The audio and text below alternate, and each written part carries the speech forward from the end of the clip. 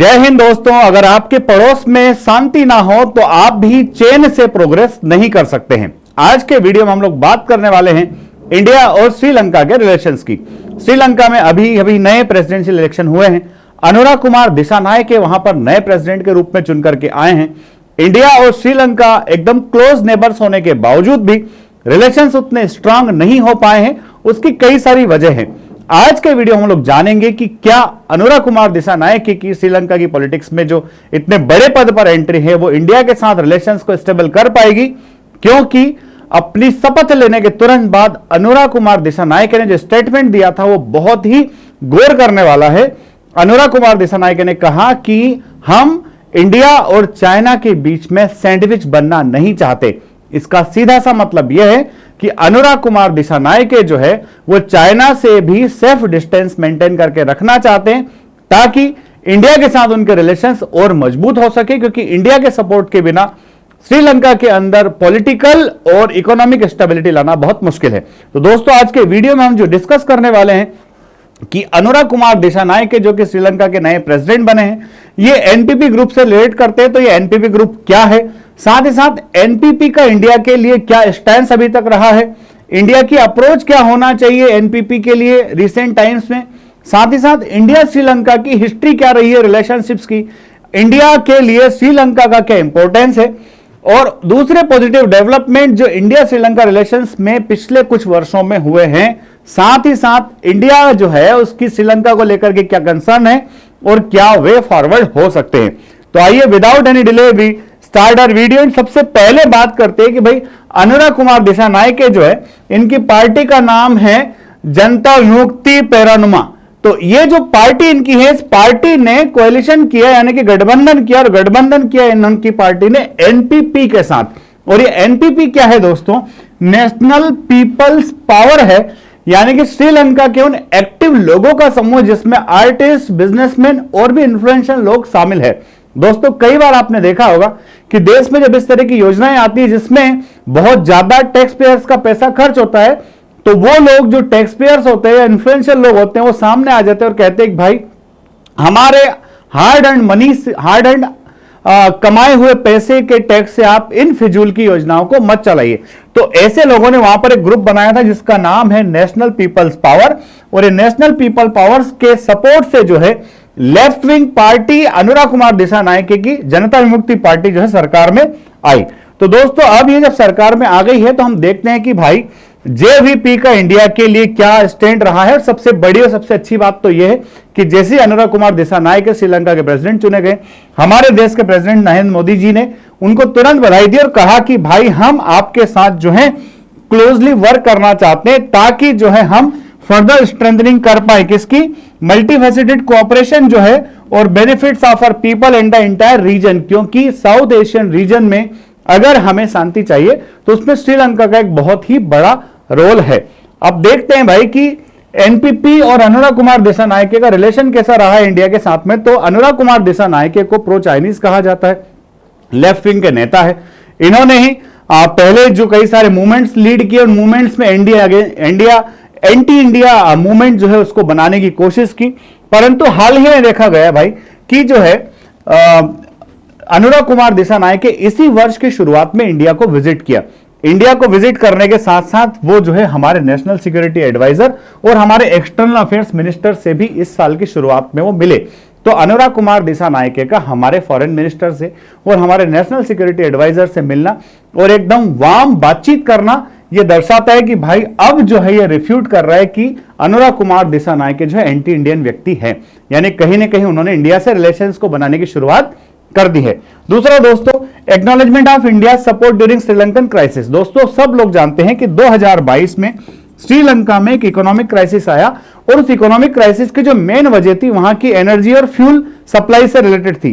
तो दोस्तों, उस समय इंडिया ने जो टाइमली हेल्प श्रीलंका का किया, उसको अनुराग कुमार दिसानायके ने एक्नॉलेज किया कि नहीं भाई, इंडिया ने जो है हमें टाइम रहते बहुत मदद की है and we are thankful to India. साथ ही साथ emergence of India as a positive factor in the recent elections. Generally दोस्तों ऐसा देखा जाता है कि जब भी नेबरहुड के किसी कंट्री में इलेक्शन होते हैं तो होता यह है कि आप पड़ोस के किसी देश पर आरोप लगाना शुरू कर दो, जैसा कि मालदीव्स में हुआ। मालदीव्स में उन्होंने इंडिया आउट कैंपेन चलाया। साथ ही बांग्लादेश में जब इलेक्शन हुआ तो बांग्लादेश में भी इलेक्शन में इसी तरह की सुगबुगाहट कहीं ना कहीं देखने को मिली थी कि इंडिया आउट कैंपेन चलाओ ताकि हमारे यहां के लोग इंडिया से डर के उस पर्टिकुलर पॉलिटिकल पार्टी को वोट कर देंगे। परंतु श्रीलंका में जो रिसेंट इलेक्शंस हुए हैं उसमें कहीं भी एंटी इंडिया सेंटीमेंट देखने को नहीं मिला है।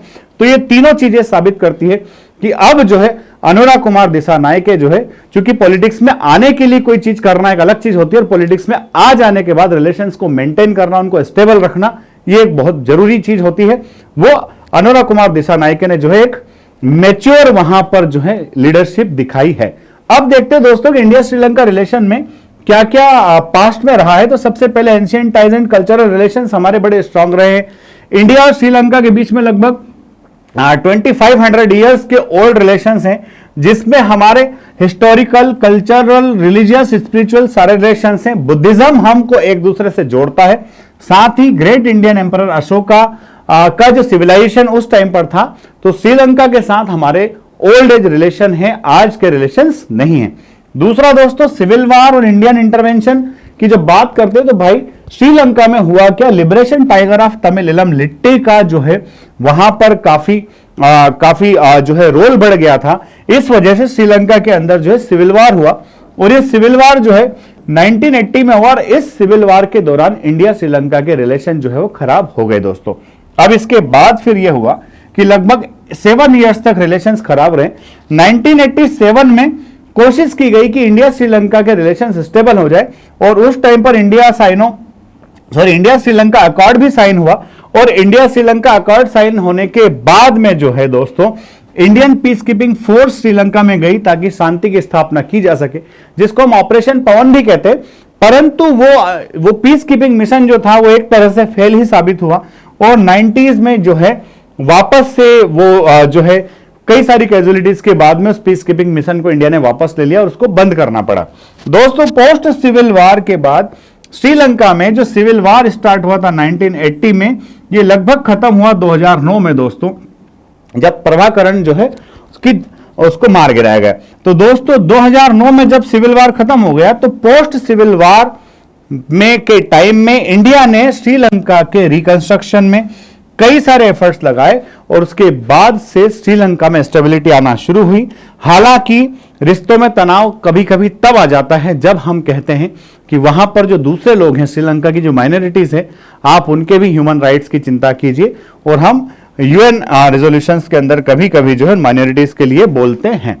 दोस्तों अब आगे बात करते हैं कि भाई India's help during the recent economic crisis इन श्रीलंका, कि चलो ये तो पास्ट की बात हो गई कि सिविल वार के टाइम पर क्या हुआ, सिविल वार के बाद क्या हुआ, सिविल वार से पहले रिलेशन कैसे थे और एंशिएंट हिस्ट्री कैसी थी। अब हम बात कर रहे हैं कि जब श्रीलंका में इकोनॉमिक क्राइसिस आया तो इंडिया ने श्रीलंका को हेल्प कैसे किया। तो देखो भाई, सबसे पहले हेल्प किया हमने credit lines and currency support, कि भाई आप चिंता ना करो, आप जो है पैसा जितना चाहिए हमको बोलो। India also extended $400 million currency swap and है ना deferrals on trade liabilities worth $500 million due to imports from India. तो भाई क्रेडिट लाइन दे दिया।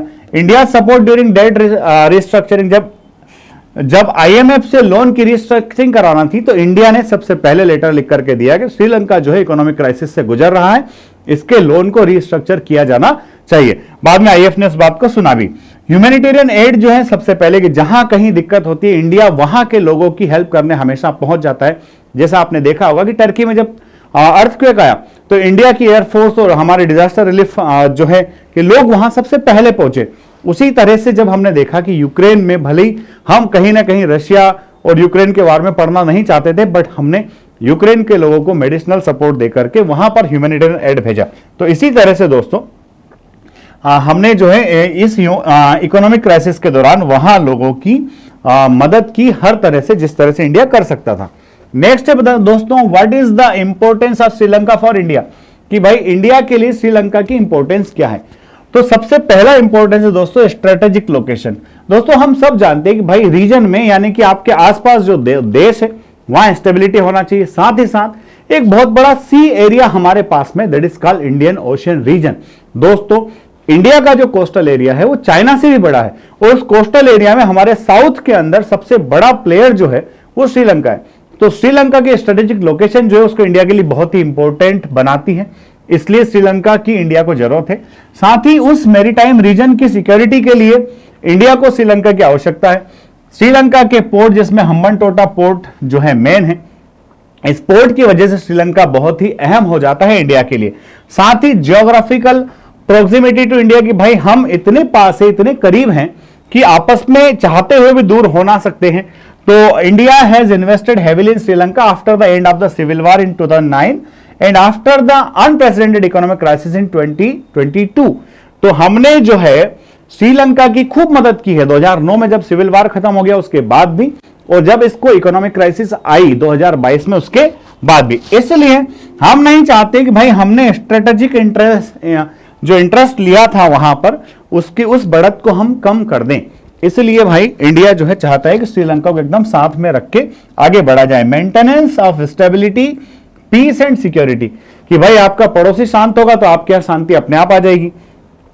The rising aggressive footprint of China in the Indian Ocean region makes Sri Lanka even more significant in terms of maintenance as stability, peace and security।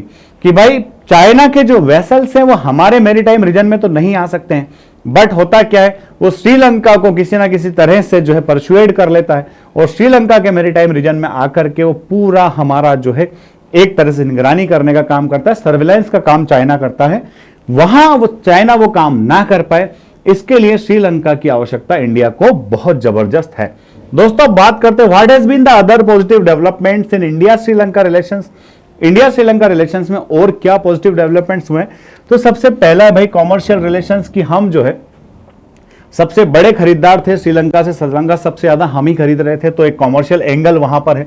दूसरा India Sri Lanka free trade agreement हमने जो सन 2000 में किया था, इस India Sri Lanka free trade agreement जो हमने year 2000 में किया था, इसने बहुत बड़ा रोल प्ले किया बिजनेस को बढ़ाने में। बायलेटरल रिलेशंस दोस्तों 2022 में हमारा जो है $5.5 बिलियन हो गया था, जो कि अभी तक का सबसे हाईएस्ट के आसपास था। हमने जो है श्रीलंका के अंदर बहुत सारा पैसा ऑलरेडी इन्वेस्ट कर रखा है श्रीलंका के डेवलपमेंट में। और दोस्तों यहां पर सबसे बड़ी बात है कि हमने जितना भी वहां पर इन्वेस्टमेंट किया है वो डेवलपमेंट कोऑपरेशन के लिए। ऐसा नहीं कि चाइना की तरह हमने पैसा दिया और आप तो बस फालतू में रोड बना दीजिए, भले उस रोड पे जाने वाले लोग ही ना हो। हमने डेवलपमेंट किया कोऑपरेशन के लिए। हमने सबसे ज्यादा इन्वेस्टमेंट किया वहां के एजुकेशन सेक्टर में, हेल्थ में, लोगों के लाइवलीहुड, हाउसिंग और इंडस्ट्रियल डेवलपमेंट के लिए, ताकि इंडिया के थ्रू जो डेवलपमेंट हुआ है उससे वहां के लोगों का जीवन आसान हो सके। दोस्तों डिमांड ड्रिवन डेवलपमेंट पार्टनरशिप की भाई आज के टाइम पर जो है टेक्नोलॉजी चेंज हो रही, तो जिस तरह से डिमांड जनरेट होती है उस तरह से इंडिया श्रीलंका की मदद करता आ रहा है। कोऑपरेशन इन मैरीटाइम सिक्योरिटी के लिए हम लोग ज्वाइंट एक्सरसाइज करते हैं, दैट इज स्लाइनेक्स। तो इस तरह से श्रीलंका की आर्मी के साथ हम एक्सरसाइज करके इंश्योर करते हैं कि भाई जरूरत पड़ने पर हम आपके साथ हैं। Partnership in regional maritime region, दोस्तों हम सब लोग जानते हैं कि fusion centre, Indian Ocean region जो है, इन सब के माध्यम से इंडिया और श्रीलंका के रिलेशंस को बेहतर करने की कोशिश हमेशा इंडिया के द्वारा की जाती रही है। अब बात करते हैं what are India's concerns with Sri Lanka की भाई इतना सब कुछ मदद करने के बाद भी इंडिया और श्रीलंका के रिलेशन के ऊपर कंसर्न्स क्या है। तो सबसे बड़ा कंसर्न है दोस्तों राइजिंग चाइनीज फुटप्रिंट, कि श्रीलंका में चाहे या ना चाहे, माने या ना माने, चाइना का इंफ्लुएंस बढ़ता ही जा रहा है। और चूंकि चाइना जो है दुनिया की नंबर 2 इमर्जिंग इकोनॉमी है भाई, वो वर्ल्ड्स फास्ट, एक तरह से उसका जीडीपी का साइज इतना बड़ा हो गया है कि अब वो जो है डेट ट्रैप में दूसरे कंट्रीज को एकदम फंसा करके इंडिया के अगेंस्ट जो है वो डायमंड ऑफ पर्ल्स बना रहा है। तो इसलिए जो है श्रीलंका के अंदर चाइनीज फुटप्रिंट से इंडिया चिंतित है। दूसरा इंडिया सिक्योरिटी कंसर्न है भाई कि आप जो है चाइनीज वेसल्स बार बार अगर श्रीलंका के मैरीटाइम रीजन में आकर के इस तरह से अगर सर्विलांस करेंगे, इंडिया की सारी जासूसी करेंगे, तो इंडिया की सिक्योरिटी को लेकर के इन फ्यूचर थ्रेट्स हो सकते हैं।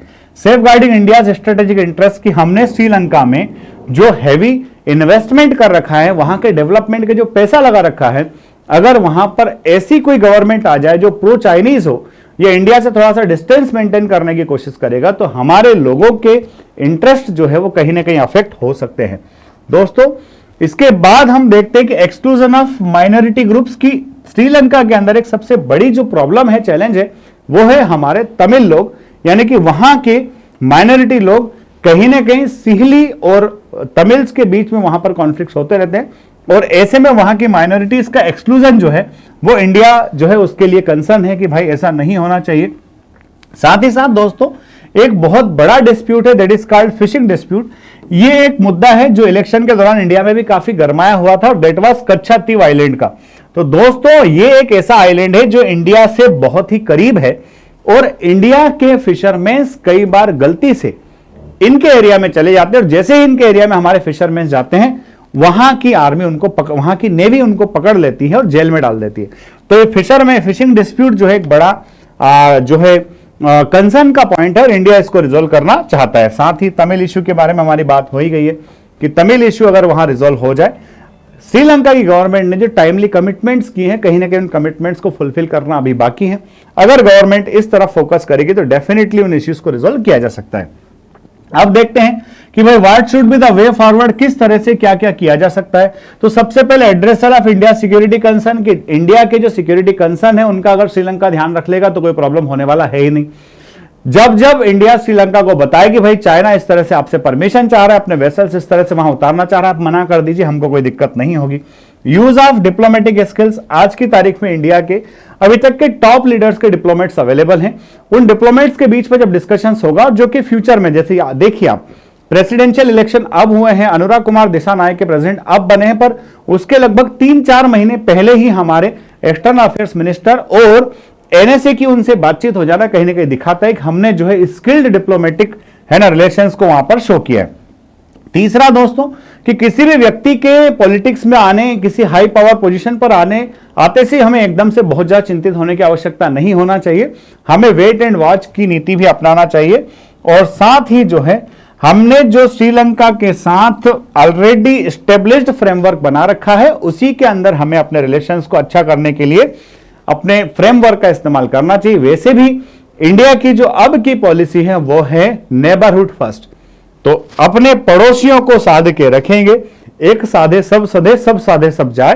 तो अगर हम अपने पड़ोसियों को ठीक से साध के रखेंगे, साथ ही सागर फ्रेमवर्क का अगर बेहतरीन इस्तेमाल किया जाएगा तो डेफिनेटली श्रीलंका आने वाले समय में इंडिया का एक बहुत ही उम्दा और मजबूत पार्टनर बनकर के निकलेगा।